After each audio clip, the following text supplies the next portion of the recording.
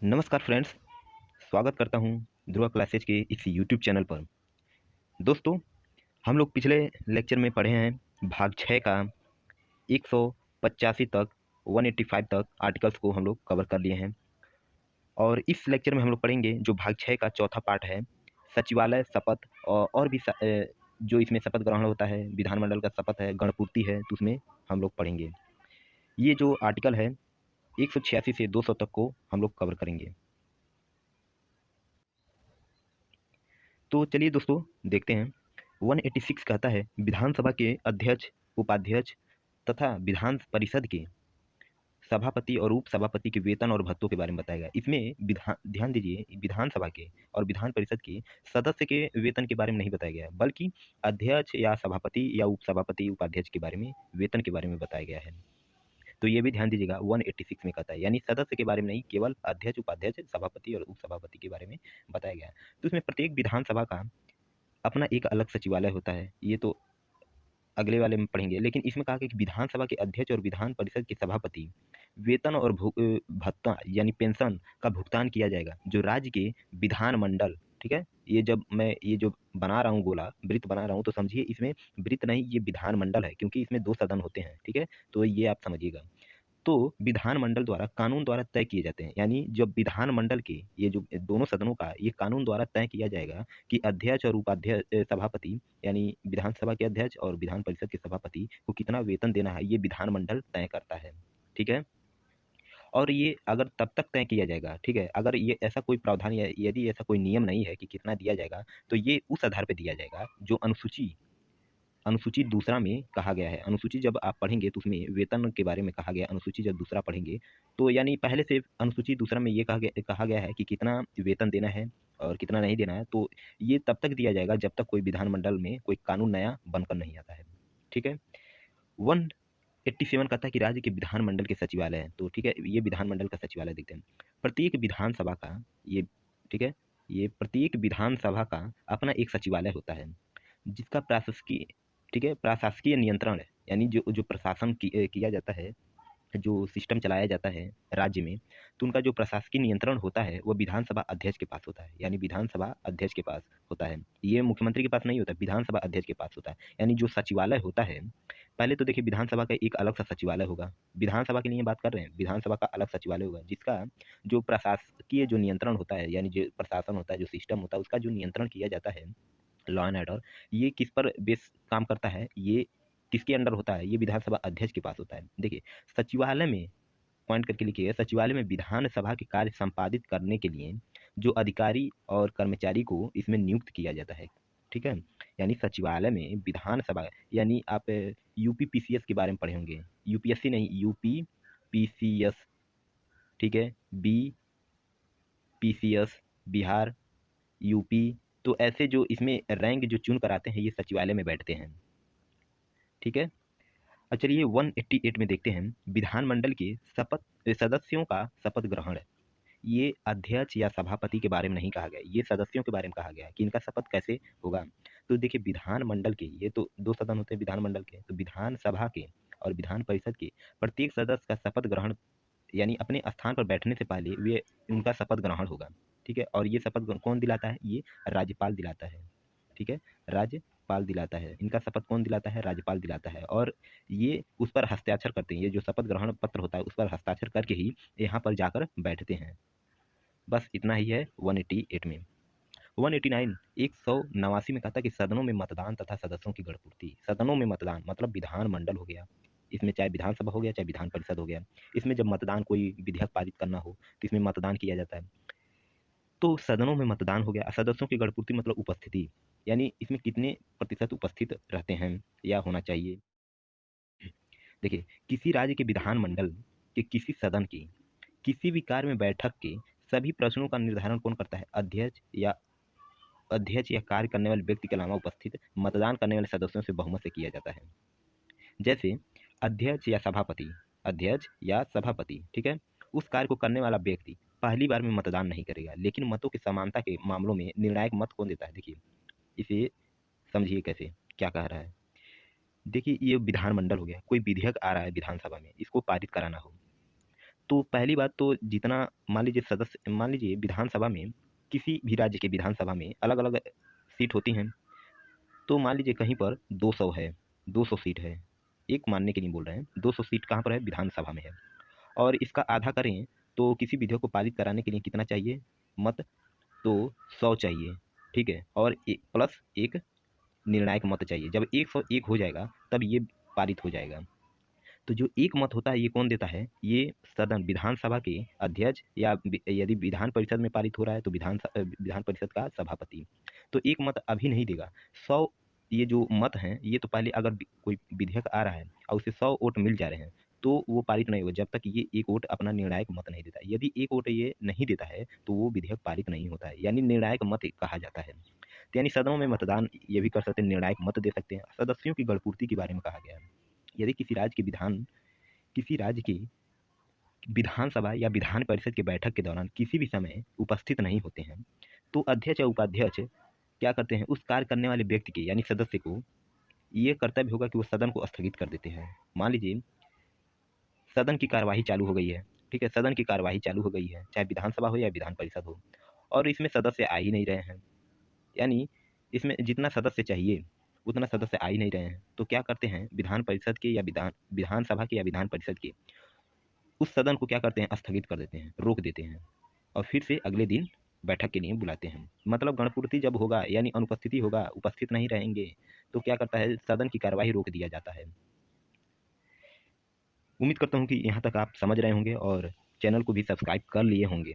तो चलिए देखते हैं 190 कहता है स्थानों का रिक्त होना। ये स्थानों का रिक्त होना क्या कहता है? कोई भी व्यक्ति दोनों सदनों का सदस्य नहीं होगा। पहली बात, ये विधानमंडल हो गया और विधानसभा हो गया, विधान परिषद होगा। कोई भी सदस्य जो होता है वो दोनों सदन का सदस्य नहीं होगा, किसी एक का ही होता है। चाहे विधानसभा का हो चाहे विधान परिषद का हो, दोनों का नहीं होगा। यदि दोनों का है तो किसी एक को छोड़ना पड़ेगा, ठीक है, किसी एक को। मान लीजिए कोई भी व्यक्ति दोनों सदनों का सदस्य चुन लिया जाता है, तो जैसे विधानसभा में वो पहली बात तो जनता द्वारा वोट देकर इसको विधानसभा में भेज दिया जाता है, और इसको विधान परिषद में भी चुन लिया जाता है। तो मतलब ये हुआ कि ये दोनों सदनों का सदस्य हो गया, तो किसी एक सदस्यता इसे छोड़नी पड़ेगी, यानी स्थानों का रिक्त करना पड़ेगा, खाली करना पड़ेगा। 190 ये अनुच्छेद हुक्म देता है। चलिए 191 देखते हैं, सदस्यता के लिए निरहताएं। निरहताएं क्या कहती हैं? निरहताएं मतलब होती हैं अयोग्य होना। सदस्यता के लिए क्या अयोग्यता साबित हो जाती है?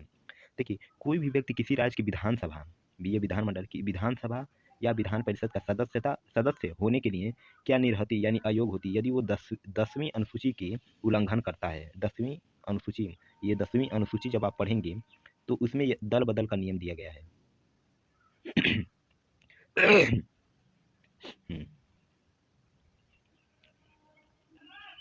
दल बदल का नियम दिया गया है 10वीं अनुसूची में। तो अगर वो 10वीं अनुसूची का कोई भी सदस्य, विधानसभा का हो या विधान परिषद का, यदि वो दल बदल के नियम को उल्लंघन करता है तो वो उस सदस्यता के लिए अयोग्य हो जाता है। मतलब वो विधायक नहीं रहता, उसे हटा दिया जाता है, उसकी सदस्यता निरस्त कर दी जाती है। चलिए 192 को देखते हैं, सदस्यों के लिए निर्हताएं संबंधित प्रश्न। मान लीजिए ऐसे कोई प्रश्न भी आ जाता है जो 191 को उल्लंघन करता है। 191 में यही कहा गया कि आप 10वीं अनुसूची का उल्लंघन नहीं कर सकता है, यदि करते हैं तो आप सदस्यता के लिए निरस्त हो जाते हैं। ठीक वही बात 192 में कहा गया है, यदि कोई व्यक्ति अनुच्छेद 191 के तहत अयोग्य साबित हो जाता है या दल बदल की ये प्रक्रिया में सम्मिलित हो जाता, साबित हो जाता है, तो इस प्रश्न को सुलझाने के लिए ये भेजा जाता है राज्यपाल के पास, और राज्यपाल पर ही पूरा निर्णय छोड़ दिया जाता है। राज्यपाल जो कहेगा वही अंतिम निर्णय होता है। तो ऐसे भी किसी प्रश्न पर कोई निर्णय देने से पहले राज्यपाल चुनाव आयोग का, जो चुनाव आयोग होता है, उससे भी संपर्क करता है और उससे भी अपना राय लेता है कि क्या करें, इस सदस्य को निरस्तित करें या नहीं करें। तो चुनाव आयोग जो कहेगा राज्यपाल को, वही राज्यपाल इस सदस्य को विधानमंडल में बैठाएगा या नहीं बैठाएगा। तो बस यही जो प्रश्न होती हैं यही इधर उधर चारों तरफ घूमती रहती हैं। 193 में कहा गया कि अनुच्छेद 188 का उल्लंघन करने पर अयोग्य होना। तो अनुच्छेद 188 क्या है? तो अभी जस्ट अभी पढ़े होंगे। अनुच्छेद 188 कहता है कि शपथ ग्रहण करना। अनुच्छेद 188 क्या कहता है? शपथ ग्रहण करना। तो यदि 193 में कहा गया कि यदि अनुच्छेद 188 का कोई उल्लंघन करता है तो वो अयोग्य साबित होता है। यदि किसी राज्य की विधानसभा या विधान परिषद में, किसी राज्य की विधानसभा या विधान परिषद में कोई भी सदस्य 188 का उल्लंघन करता है, मतलब शपथ ग्रहण करके वो जाकर बैठ जाता है, लेकिन लेकिन लेकिन वो क्या होता है, अयोग्य होता है। पहली बात, वो भारत का या नागरिक नहीं है, ठीक है, या उसकी एज नहीं है अभी विधानसभा या विधान परिषद में बैठने की, तो यानी ये इस प्रकार से अयोग्य साबित हो जाता है। तो वो क्या करता है, उस पर देखिए 500 रुपये की जुर्माना लगता है, उस सदस्य पर 500 रुपये की जुर्माना लगता है, और उसे उस सदस्य से के बाद उसको हटा दिया जाता है, उसकी सदस्यता निरस्त कर दी जाती है। तो यही कहा गया कि कोई भी अगर सदस्य है, अगर शपथ ग्रहण करके विधानसभा या विधान परिषद में बैठ गया है, लेकिन अगर बाद में पता चलता कि ये तो अयोग्य है, ठीक है, ये तो भारत का है ही नहीं, या इसका एज नहीं हुआ है, या किसी कारणवश दल बदल की कोई भी हो कारण, तो ये तो अयोग्य साबित हो जाता है। तो उस पर 500 रुपये की जुर्माना लगता है कि भाई क्यों आप बैठे हैं सदन में, और उसकी सदस्यता निरस्त कर दी जाती है। तो देखिए ये भारत का सिस्टम है। 194 कहता है विधानमंडल के सदस्यों के समितियां शक्ति तथा विशेषाधिकार। देखिए जो विधानमंडल की समितियां बनाई गई हैं विधानमंडल के सदस्यों के लिए, तथा उनकी शक्तियों का कैसे उपयोग किया जाए, और उनके लिए क्या विशेष अधिकार दिया जाता है। देखिए विधानमंडल के सदस्यों को सदन में पहली बात बोलने की अनुमति होगी, यानी वो बोलने के लिए स्वतंत्र हैं, बोल सकते हैं। और ये भी उनकी ये तो शक्ति होगी कि बोलने की शक्ति, और अधिकार भी हो गया। लेकिन ये देखा जाए कि राज्य के विधानमंडल में उसकी किसी समिति में, चाहे विधानमंडल के कोई सदस्य हो गया या विधानमंडल के समितियां हो गई, किसी सदस्य द्वारा सदन में कही गई बात, कुछ भी कोई बात कहते हैं, कोई मुद्दा उठाते हैं, किसी पर आरोप लगाते हैं, तो वो उस आरोप को किसी भी हाल में आप कोर्ट में नहीं जा सकते हैं, ठीक है, कोर्ट में उसके खिलाफ केस नहीं कर सकते हैं। यानी विधानमंडल में जो कुछ भी होता है, सदस्य एक दूसरे के जो कुछ भी कहते हैं, उसकी जांच न्यायालय में आप नहीं करा सकते, या कोर्ट में उसकी कार्यवाही नहीं की जा सकती है। बस यही अधिकार है और यही शक्ति है विधानमंडल के सदस्य के लिए, ठीक है। 195 कहता है कि विधानमंडल के सदस्यों के वेतन, देखिए ध्यान दीजिएगा, हम लोग अभी अभी जस्ट पढ़े हैं 186 में पढ़े हैं कि विधानमंडल के सदन में, चाहे सदन विधानसभा का हो चाहे विधान परिषद का हो, तो उनके अध्यक्ष और उपाध्यक्ष के वेतन और पेंशन के बारे में पढ़े हैं। लेकिन 195 क्या कहता है, विधानमंडल के सदस्यों के वेतन और पेंशन के बारे में कहा गया है। तो कुछ समझ आ रहा है, यानी ये अलग अलग चर्चा की गई है, विधानमंडल के सदस्यों के अलग बारे में वेतन कैसे दिया जाएगा, और उनके अध्यक्ष के अलग बारे में। तो ये विधानमंडल के सदस्यों की ही चर्चा की गई, यानी जो विधायक होते हैं उनके वेतन और भत्ते की चर्चा की गई है। तो विधानमंडल के दोनों सदनों के सदस्यों के वेतन और पेंशन विधानमंडल विधि द्वारा तय किया जाएगा। विधानमंडल जितना ये तय करेगा कि कितना सदस्यों को वेतन देना है, ये विधानमंडल तय करता है, और समय समय पर इसकी जांच करेगा, इसकी समीक्षा करेगा कि जो वेतन दिया जा रहा है, ये कितना वेतन और देना चाहिए या कितना घटाना चाहिए। तो ये समय समय पर इसकी समीक्षा की जाएगी। 196 में कहता है कि विधेयकों के पुनर्स्थापन और पारित किए जाने के संबंध में, जो विधेयक होते हैं, तो देखिए ये थोड़ा आर्टिकल ये काफ़ी लंबा हो जाएगा। तो चलिए, धन विधेयक, धन विधेयक किसमें है, 198 में है, जो अभी हम लोग पढ़े नहीं हैं। और वित्त विधेयक 207 है, जो हम लोग अभी पढ़े नहीं हैं। इसको छोड़कर, यानी इन दोनों को छोड़कर, ठीक है, कोई भी विधेयक यदि विधान परिषद वाले राज्य में, विधान परिषद वाले कोई भी विधेयक विधान परिषद वाले राज्य में, विधान परिषद कितने राज्य हैं, 6 हैं, तो राज्य में वह विधानमंडल के किसी भी सदन में पेश किया जाएगा। इन जो दो विधेयक होता है, धन विधेयक और वित्त विधेयक को छोड़कर कोई भी यदि विधेयक होता है और विधान परिषद वाले राज्य में विधानमंडल के किसी भी सदन में, भाई किसी भी सदन में, चाहे विधानसभा हो या विधान परिषद हो, किसी भी सदन में वे पहले शुरू किया जाएगा, पेश किया जाएगा, ठीक है। धन विधेयक, धन विधेयक के विषय संबंधित विषय चाहे 197 हो या 198 हो, धन विधेयक संबंधित विषय को छोड़कर कोई भी विधेयक होता है, वो विधान परिषद वाले राज्य में विधानमंडल के किसी भी सदन में, किसी भी सदन के, विधानमंडल के दोनों सदनों द्वारा तब पारित किया गया नहीं समझा जाएगा, यानी तब तक उसे पारित नहीं किया जाए समझा जाएगा जब तक संशोधन के बिना, केवल ऐसा संशोधन सहित जिन पर दोनों सदन सहमत न हो जाएं, सहमत न हो जाएं। चलिए इसे समझते हैं। कोई भी धन विधेयक के विषय हो गया, चाहे 197 हो गया, 198 हो गया, इसे छोड़कर कोई अन्य विधेयक है जो विधान परिषद वाले राज्य में विधानमंडल के किसी भी सदन में, यानी दोनों सदनों में तब तक ये पारित किया हुआ तब तक ये नहीं समझा जाएगा जब तक संशोधन के बिना, संशोधन हम 368 पढ़ेंगे, सॉरी इसको पढ़ेंगे 368 में इसे संशोधन देखेंगे, तो तब तक ये नहीं समझा जाएगा जब तक संशोधन के बिना जिन पर दोनों सदन सहमत न हो जाएं। यानी कहता क्या है कि कोई भी विधेयक आता है तो उसमें यानी संशोधन करना होता है।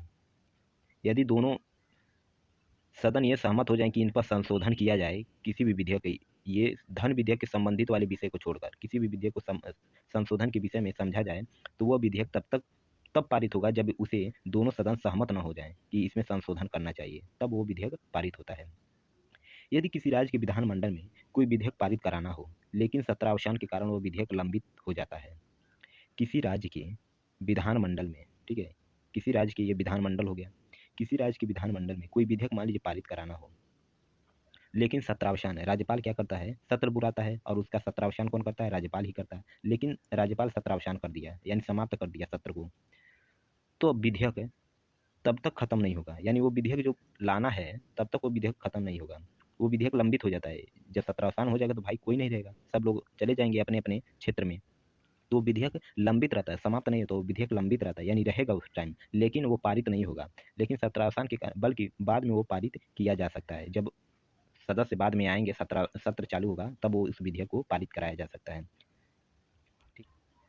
यदि किसी राज्य के विधान परिषद में, विधान परिषद की बात कहा गया है, यदि किसी राज्य के विधान परिषद में कोई विधेयक लंबित है जिसको विधानसभा ने पारित नहीं किया है, ठीक है, विधानसभा पारित नहीं किया है, और ये विधान परिषद की बात कर रहा है, तो लेकिन विधानसभा के जो भंग होता है, विधानसभा भंग पर भी खत्म नहीं होगा। कैसे, देखिए, कोई विधेयक है विधान परिषद में पारित हो गया है, ठीक है, विधान परिषद में ये पारित हो गया है, लेकिन ये जब विधानसभा में जाएगा, ठीक है, विधानसभा में जाएगा, तो उस टाइम ये मान लीजिए विधानसभा भंग हो गया है, विधानसभा क्या हो गया है, भंग हो गया है, तो ये जो विधेयक जो जाएगा ये खत्म नहीं होता है। जब अगला कोई इसमें आएगा, जब बहुमत द्वारा इसमें सरकार बनाई जाती है विधानसभा में, तब वो उस विधेयक को पारित कराया जाएगा, यानी वो खत्म नहीं होगा।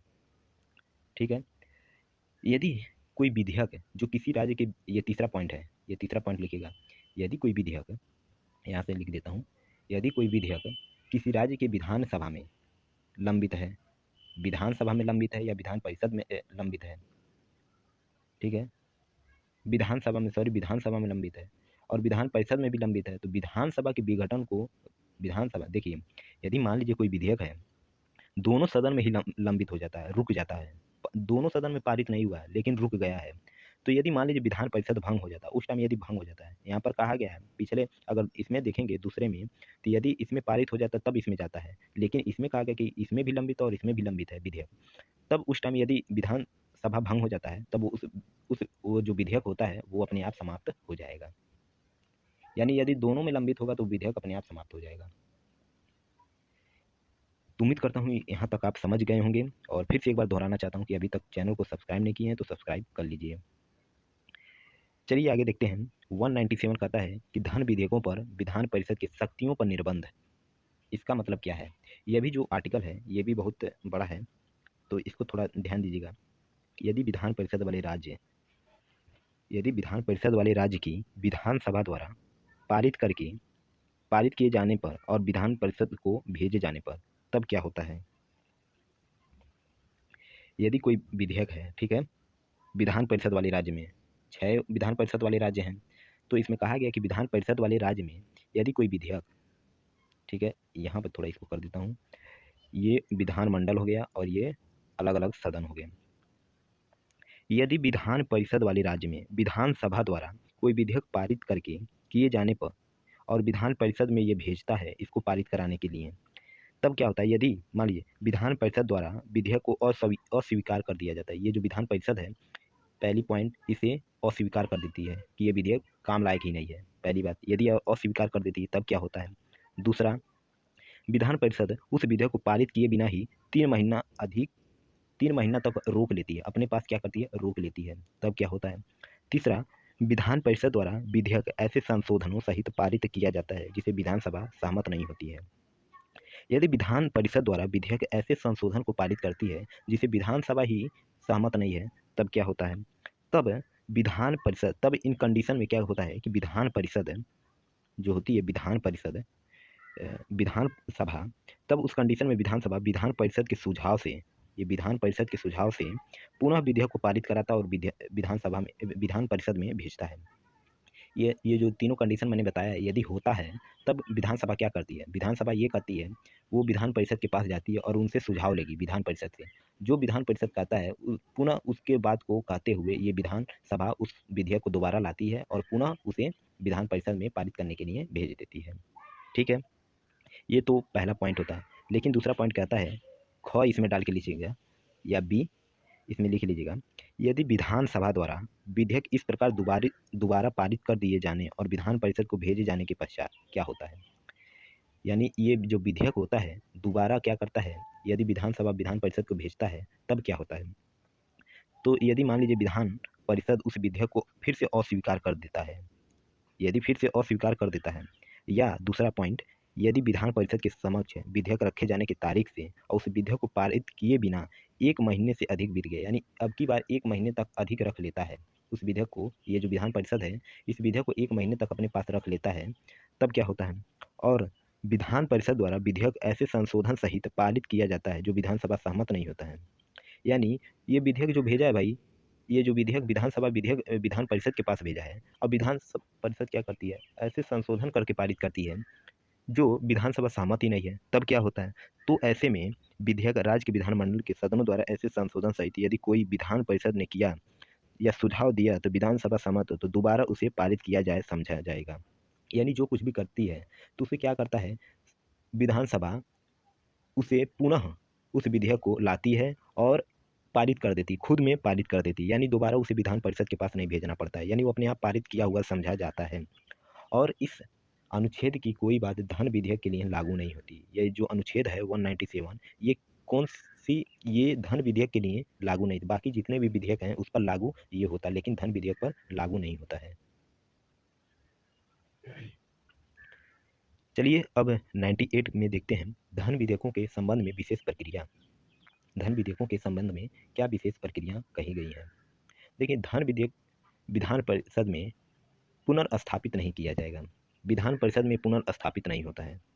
ये जो धन विधेयक होता है ये विधान परिषद की बात कर रहा है, विधान परिषद में ये पुनर्स्थापित नहीं होता है। धन विधेयक विधान परिषद वाले राज्य की विधानसभा द्वारा पारित किए जाने के बाद, देखिए धन विधेयक जो होता है विधानसभा में वो पारित हो जाता है, लेकिन वो इसे पुनः सिफारिश, इसको पारित किस में कराया जाएगा, इसके बाद विधानसभा के बाद विधान परिषद में, तो वो क्या करता है, सिफारिश करता है कि इसको पास करा दीजिए, पारित कर दीजिए, विधान परिषद को कहता है। ठीक है, विधान परिषद विधेयक की प्रत्येक जो प्राप्ति की तारीख, यानी जिस दिन ये इस विधेयक को ये विधान परिषद प्राप्त करता है, ये जब विधेयक विधानसभा से विधान परिषद में भेजा जाता है तो उस तारीख से अगले 14 दिन की अवधि के भीतर वो सिफारिशों सहित विधानसभा को लौटा देती है। 14 दिन तक विधानसभा को लौटा सकती है। ठीक है, लौटा सकती है। यदि वो 14 दिन के भीतर नहीं लौटाती है, यदि वो 14 ये जो जिस दिन ये विधान परिषद इस विधेयक को पाती है और अगले 14 दिन तक उस विधेयक को पारित करके या ऐसे नहीं लौटाती है, तो वो विधेयक अपने आप में वो पारित हो जाता है। ठीक है, वो अपने आप में पारित हो जाता है।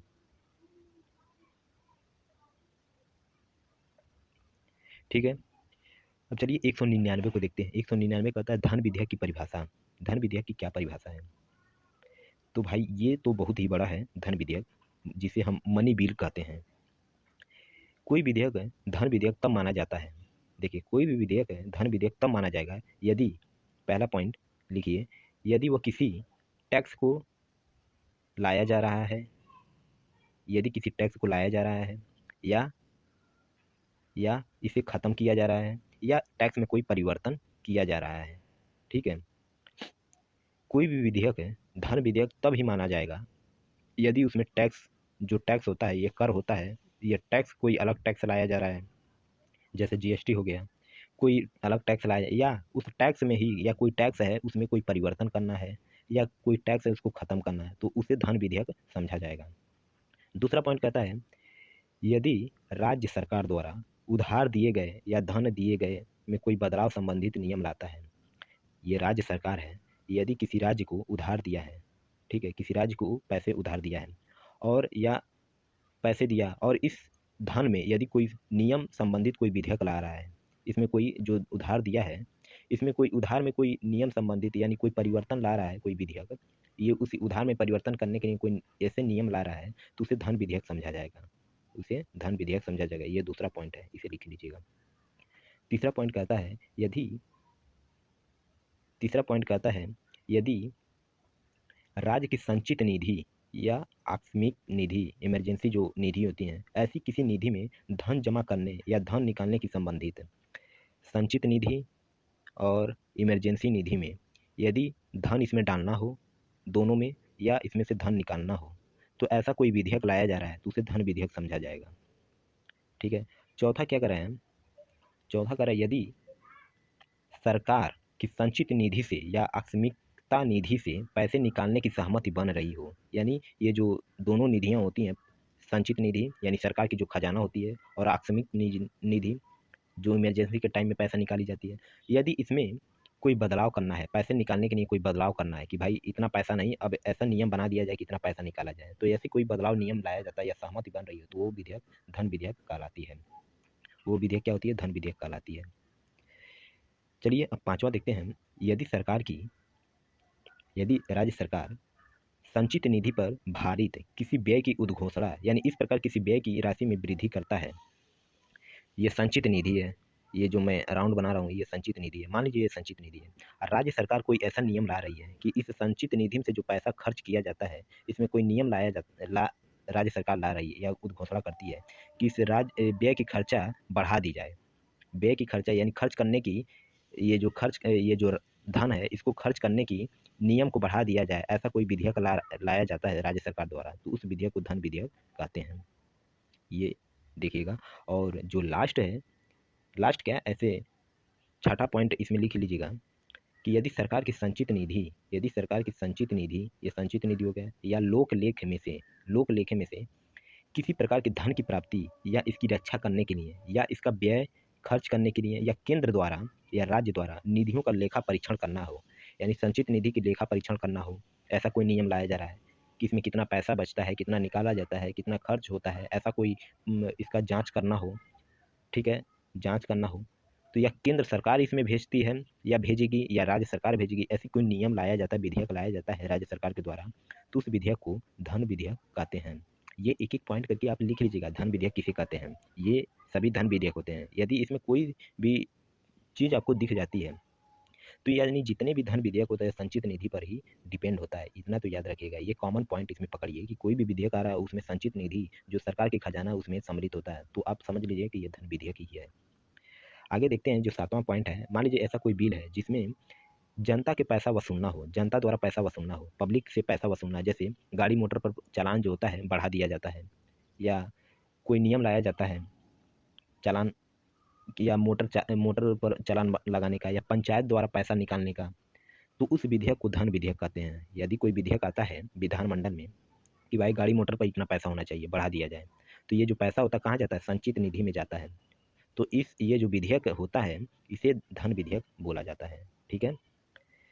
तो चलिए अब ये जो लास्ट अनुच्छेद हम लोग पढ़ते हैं, इसमें लास्ट नहीं है, इस लेक्चर का लास्ट अनुच्छेद है। तो राज्यपाल द्वारा विधेयकों पर अनुमति देना। राज्यपाल जब कोई विधेयक विधानसभा या विधान परिषद दोनों सदनों में पारित हो जाता है, इसमें भी पारित इसमें भी पारित हो जाता है, तब विधेयक राज्यपाल के समक्ष प्रस्तुत किया जाता है और राज्यपाल ये घोषित करता है यानी समीक्षा करता है कि वह विधेयक पर अनुमति देगा या नहीं दे। देखिए संसद में होता है तो वो विधेयक कहाँ जाता है, राष्ट्रपति के पास जाता है। उसी प्रकार ये विधानमंडल में यदि पारित हो जाता है तो वह विधेयक राज्यपाल के पास जाता है और राज्यपाल उस पर अपना विचार विमर्श करता है, और वो विचार विमर्श राष्ट्रपति से भी कर सकता है कि ये जो विधेयक लाया जा रहा है ये सही है या गलत है, इस पर वो अपना राष्ट्रपति केवल विचार देता है। ठीक है। तो उस विधेयक पर यदि सहमत है तो राज्यपाल सहमत दे देता है, हस्ताक्षर कर देता है, तो वो विधेयक कानून बन जाता है। तो दोस्तों उम्मीद करता हूँ कि ये लेक्चर आपको पसंद आया होगा। अगर पसंद आता है तो चैनल को सब्सक्राइब कर लीजिएगा, वीडियो को लाइक कर देगा। अगर टेलीग्राम पर जुड़ना चाहते हैं तो इस आईडी पर आप जाकर ज्वाइन हो जाइए। तो मिलते हैं अगले लेक्चर में। जय